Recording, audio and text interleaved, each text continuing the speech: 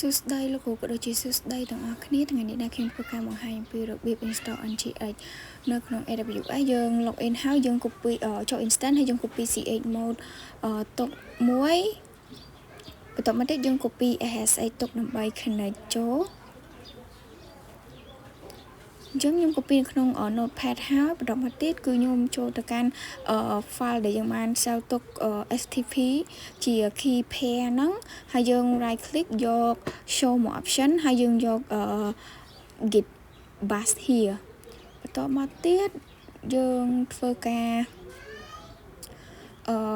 copy command ដែលយើងបាន ទុកមិញគឺនៅ notepad SSH ហ្នឹងមកយើង right click ហើយយើង paste ក្នុង command ហ្នឹងហើយ enter បន្ទាប់មកទៀតចូលទៅដល់ចំណុចកន្លែងនេះដែរគឺយើងយក yes បន្ទាប់មកធ្វើការរងចាំបន្តិចយើង connect ចូលបានហើយបន្ទាប់ពី connect ចូលបានហើយយើងធ្វើការ update អញ្ចឹងយើងវាយ command sudo app update យើងធ្វើការរងចាំ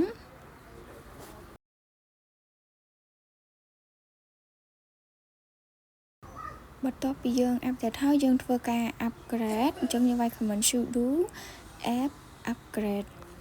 រួចមកចុច enter ហើយយើងធ្វើការរងចាំកន្លែងនេះយើងយក yes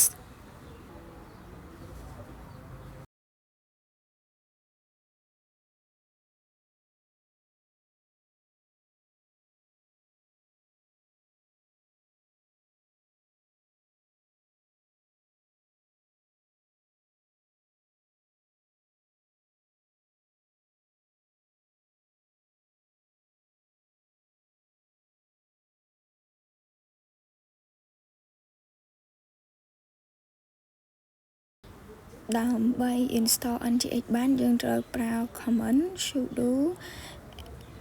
app install NGX .y យើងឆ្លើយ yes ទៅហើយហ្មងហើយយើងចុច enter ជួយធ្វើការរងចាំបន្តិច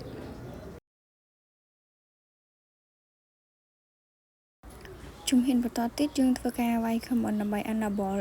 NGX ដោយប្រើ command sudo systemctl enable NGX ហើយបន្ទាប់មកយើងចុច enter ទៅ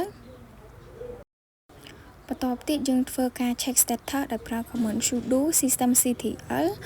លុប enable ចោលដាក់ពាក្យថា status ហើយដក clear NGX ហើយ enter ជំហានបន្ទាប់ទៀតយើងចូលទៅកាន់ AWS របស់យើងហើយយើងយក extract IP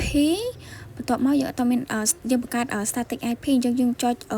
allocate extract ហើយយើងយក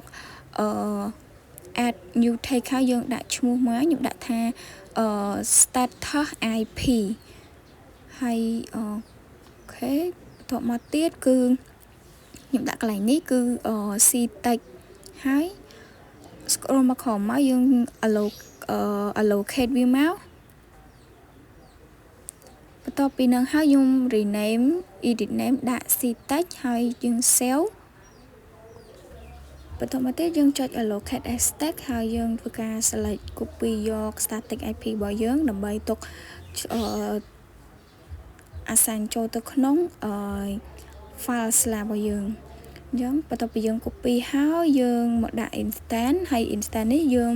ជ្រើសរើសយកអាខាងលើនោះគឺកំពុងតែ running ហើយបន្ទាប់មកទៀតចុច associate ហើយ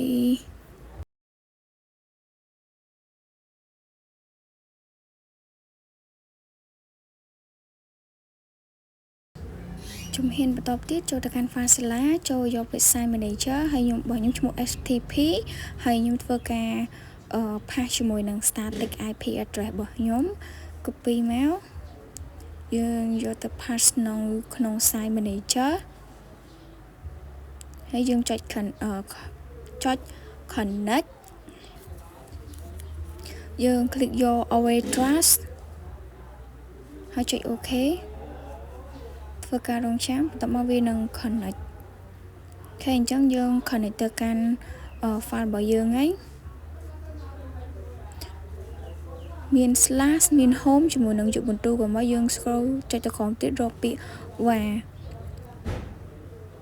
បន្ទាប់មកវានឹង show ឲ្យឃើញទៀតយើងយកទៅកាន់ folder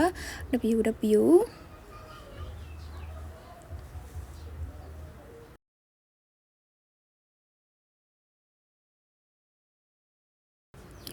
បន្ទាប់ទៀតនេះខ្ញុំធ្វើការ connect ជាមួយនឹង SSH ម្ដងទៀតដោយសារមុននឹងវា time out ដាច់ connection ហើយខ្ញុំ copy SSH ហើយខ្ញុំ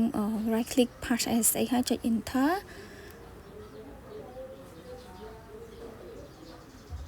អូខេអញ្ចឹងបន្ទាប់ឡើងនេះយើងចុច yes ហើយវា connect ចូលហើយយើងធ្វើបន្ទាប់ទៀតគឺយើង cd ទៅកាន់ folder var ចូលទៅកាន់ folder var ហើយយើង y command sudo chmod 7 ដើមហើយ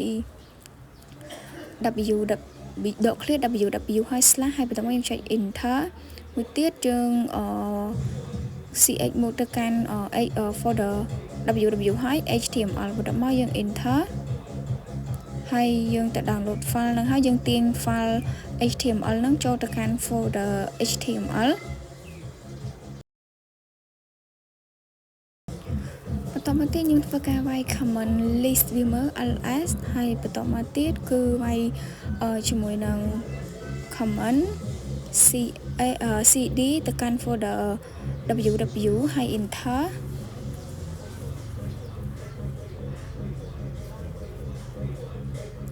បន្ទាប់ពីចូលទៅកាន់ folder www ហើយយើង list ទៅកាន់ list viewer គឺមាន file index បន្ទាប់ទៀតខ្ញុំវាយ command sudo mv នឹង mode file index.html នៅក្នុង folder html ហើយ cd ទៅ html ហើយ list viewer គឺឃើញជាមួយនឹង index.ngx ទៀត link ចូលទៅកាន់ website របស់យើងឃើញហើយយើង move file ចូលទៅក្នុង folder html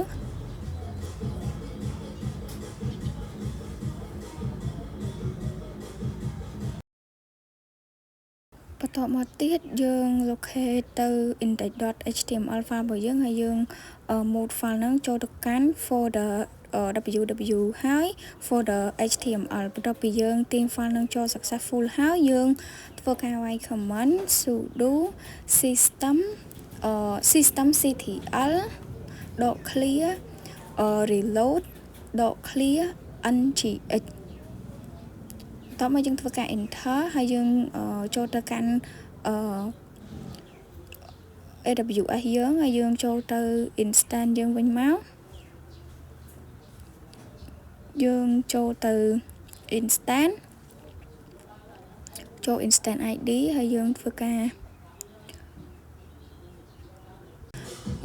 copy IPv4 នឹងឲ្យ pass នៅលើ web page ហើយយើង enter មក អូខេអញ្ចឹងសម្រាប់ការងារនេះគឺ successful អរគុណសម្រាប់ការទស្សនាវីដេអូនេះ